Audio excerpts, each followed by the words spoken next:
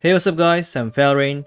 The new animal support Faruzan just dropped, and a lot of people are saying how bad she is at C0, or even saying that she is not worth investing in unless you have her C4 or C6. But she's actually not that bad. Yes, she has some of her kits locked behind constellations, but even at C0, she already performs way better than a fully invested Bennett on an animal DPS team. Having her at C6 does make her into a totally different character. And unless you're a whale, or you're not going for either Scaramouche or Ito, getting Faruzan's constellation from non-raid up banner is going to be a pain. And most of the people probably don't have C6 Faruzan, at least not yet. So here are a few things that you should know about her regarding why she's good even though she is at C0. But before we begin, don't forget to subscribe to my YouTube channel for cheat immunity buff on your pulse. Anyways, let's begin the video. To understand more about her energy generation, let's talk about her talents first. So, her elemental skill is actually pretty straightforward, even though the skill description is so complex. When you cast your elemental skill, you will deal animal damage to the enemy and then you will change your charge shot into a hurricane arrow. When you fire this hurricane arrow, it will create a vortex around the place it landed that sucks the enemy around it. Now, when you cast her elemental skill, she will not generate any energy, she will generate 2 elemental particles when the arrow or the vortex hits. So, if it's hard for you to land a hit on an enemy that keeps moving, you can just fire it at the ground where they are standing, since it's easier to target and as long as the vortex hits, you will still generate elemental particles. Next is her elemental burst. She'll deploy this polyhedron that moves in a triangular pattern, and this polyhedron will release a buff that increases your animal damage and decreases enemies' animal resistance. With her Ascension 4 passive, if your active character deals animal damage, then this buff will also increase their attack by 32% of Faruzan's base attack. This elemental burst causes 80 energy, and her elemental skill only generates 2 elemental particles, so you can see why people started complaining, saying that she is locked behind constellations. But before we dive deeper into it, let's talk briefly about her constellations. Her C1 lets your elemental skill to fire 2 charged arrows instead of 1, so it means that you can generate 4 elemental particles instead of 2. But this particle generation has a cooldown of 5 seconds, so this is really inefficient to rely on for her energy generation since the skill itself has a cooldown of 6 seconds. Her C2 increases her elemental burst's duration by 6 seconds, totaling to 18 seconds. C3 and C5 is just talent level up like usual. Her C4 also helps her with the energy generation by giving Faruzan extra energy depending on the number of enemies hit by the vortex. One enemy gives 2 energy, and 0.5 for every other enemy with a maximum of 4 energy.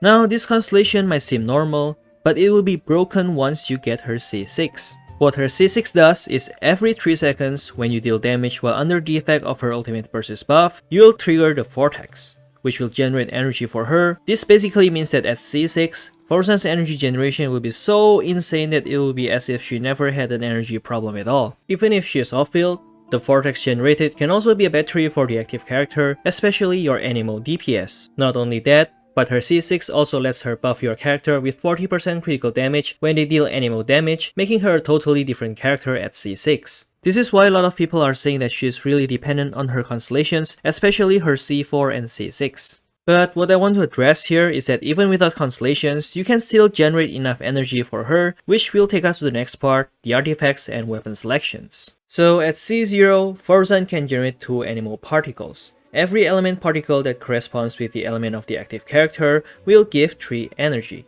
At 100% ER, Faruzan generates 6 energy for herself from her elemental skill. So assuming that you give her an energy recharge sense, which is 51.8% at max level, you start to generate around 4.5-ish per animal particle, which results in 9 energy for each elemental skill. Now we have the emblem set, in which his 2-piece increases the energy recharge by 20%. You can choose to use 4-piece emblem if you want to get more damage on your elemental burst, or you can also go for 2-piece emblem and 2-piece color for an auto 40% energy recharge bonus. But you can also go for 4-piece color if you want to. Scholar 4-piece gives you 3 energy for each elemental particle obtained for every bow or catalyst user in the party, and guess what? Faruzan uses a bow.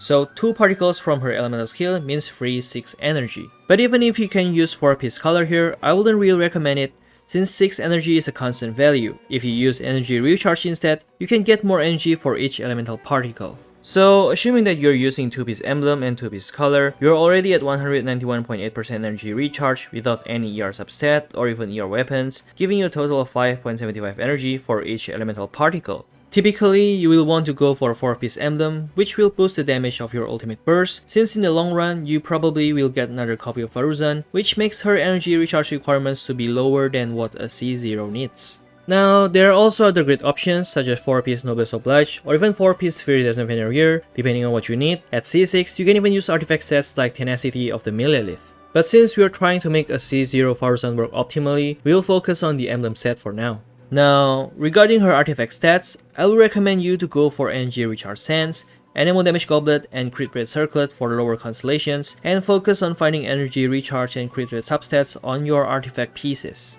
Why energy recharge instead of attack is because at lower constellations, Faruzan is worth more by acting as a full animal support, and she can only give her support by casting her elemental burst. So typically, you will want to aim for higher energy recharge as it means you can spam more ultimate bursts.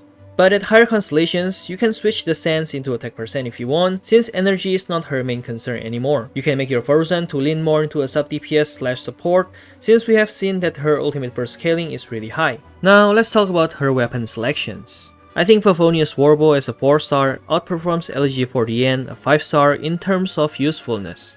Favonius Warbow gives you 61.3% energy recharge, and at Refinement 5, every crit hit generates 3 elemental particles, which gives you 2 energy for each particle, totaling to 6 energy. Now, assume you are using 2-piece emblem and 2-piece color. Faruzan already has 191.8% energy recharge at this point. Using a Favonius Warbow will make her energy recharge to be at 253.1% without any ER substat in her artifacts. Let's do some quick calculation. At 253.1% energy recharge translates to 7.593 energy per elemental particle, which is 15.186 for 2 elemental particles generated by her elemental skill. And for the energy generated by Favonius Warbow, it gives 2 energy per particle at 100%, so 253.1% translates to 5.062 energy per particle. 3 particles means 15.186 energy. All of this totals to 30.372 energy for each elemental skill cast by Faruzan. And as I have said earlier, this is without any energy recharge stats in her artifact substats. So you can easily reach the cap of 300% for Faruzan by investing a bit into energy recharge substat. At 300%, you can easily get 18 energy from her elemental skill alone, and another 18 from Favonius Warbow, totaling to 36 energy per elemental skill. All of this also does not account for other energy sources like Nemesis Death, other party members' elemental skill, etc., which will generate a lot of energy for Faruzan because of how high her energy recharge is. So, is Faruzan constellation dependent? Well, yes, but no. Her constellations definitely will fix her energy requirements problem, and you can shift your focus on finding stats like attack, crit rate, and crit damage to make her a sub DPS / support. But at C0, she is perfectly fine as she is. You just need to know how to build her and how to play your rotations correctly. That's it for today's video. I hope this helps you clear some misunderstanding regarding Faruzan. If you enjoyed the video and wish to see more content like this, please don't forget to subscribe, as that will help this channel to grow. Until next time, see ya!